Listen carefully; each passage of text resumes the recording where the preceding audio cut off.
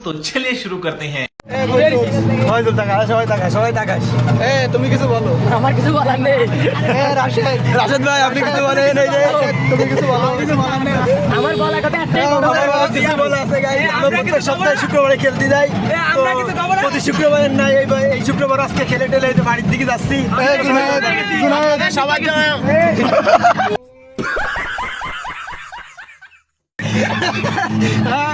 উপায়টা কিছু কর আছে। 11 খান।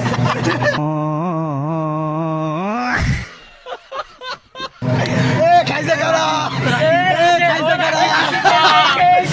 খাইছে কারা